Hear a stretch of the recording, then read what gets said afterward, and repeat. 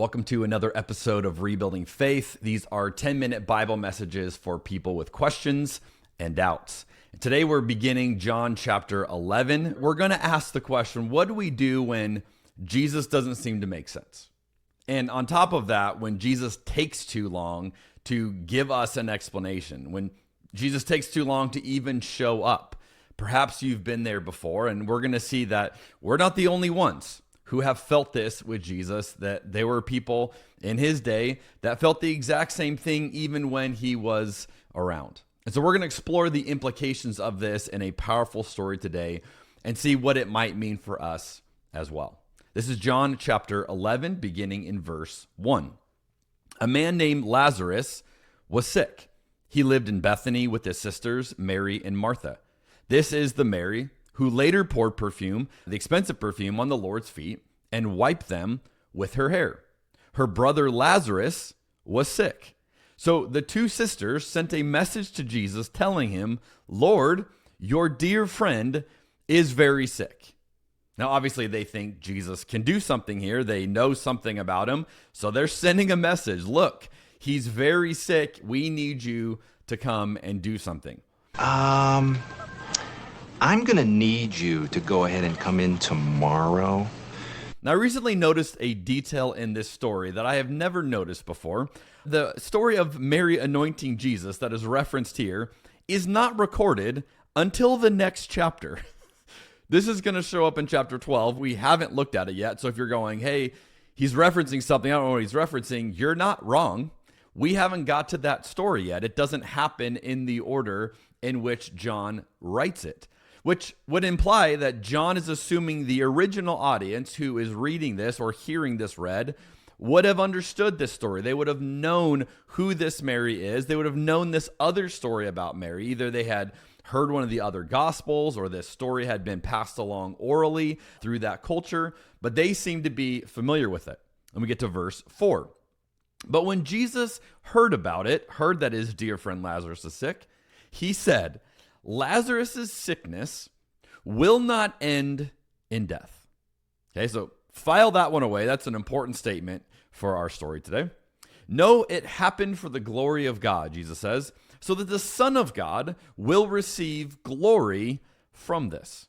So although Jesus loved Martha, Mary, and Lazarus, he stayed where he was for the next 2 days. Now, some scholars have suggested that the beginning of verse 5, this like aside about how much he loved them, was added in later because otherwise this reads too coldly. Like Jesus has these people and he seems to have a relationship with them, but he doesn't come when they need him. He doesn't go to his friend when he's sick. He waits intentionally 2 more days.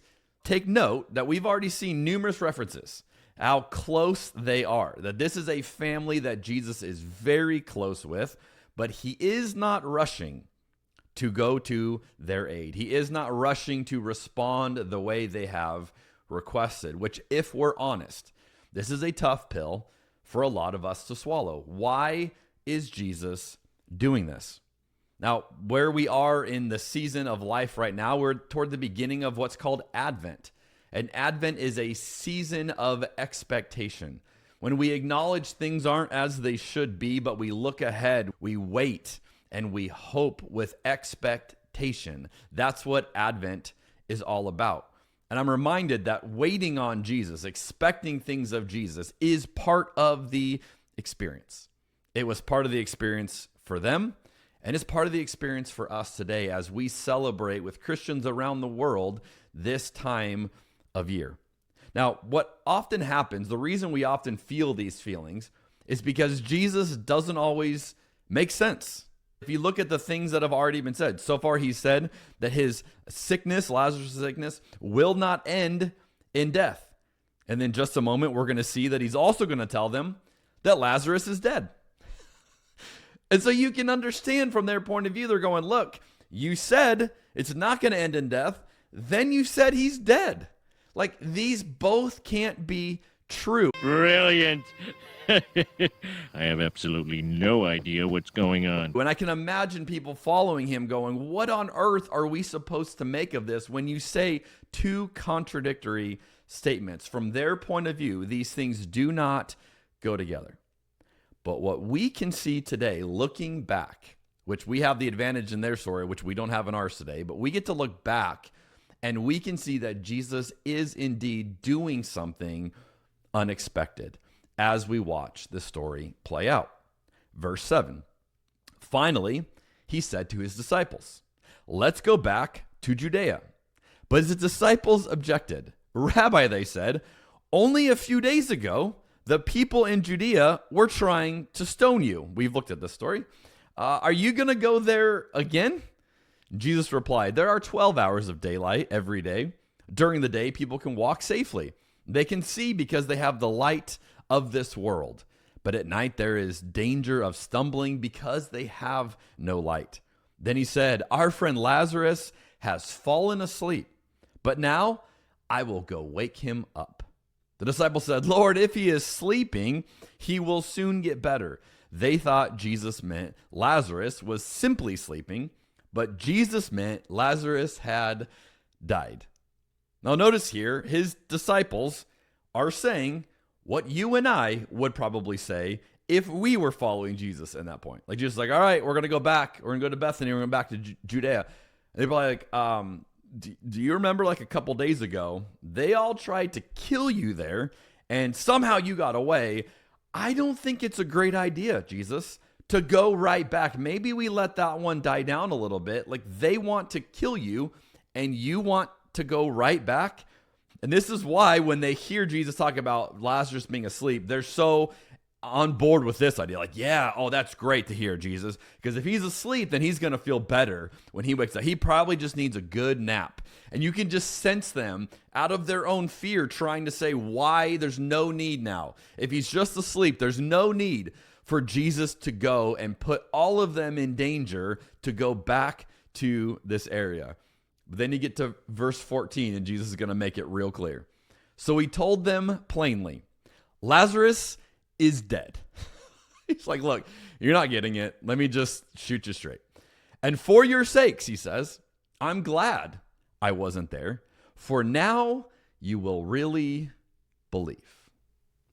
That's a key insight to what is going on here. What do you mean now we will really believe? Come, let's go see him. Now, Thomas, nicknamed the twin, said to his fellow disciples, let's go to and die with Jesus. Now, this is the disciple we now lovingly refer to as Doubting Thomas. But I want you to notice, he thinks they're all walking into their deaths to go back there, and he willingly goes. He willingly follows Jesus. So although we're quick to dunk on Thomas because he has doubts after everything, notice that Thomas is with him ready to go to his death. Luke, we're going to have company! Now this story, we're going to stop it here. We'll pick it back up next week. But I want to ask this question. How good are we at following Jesus when it doesn't fully make sense and when Jesus seems to take too long?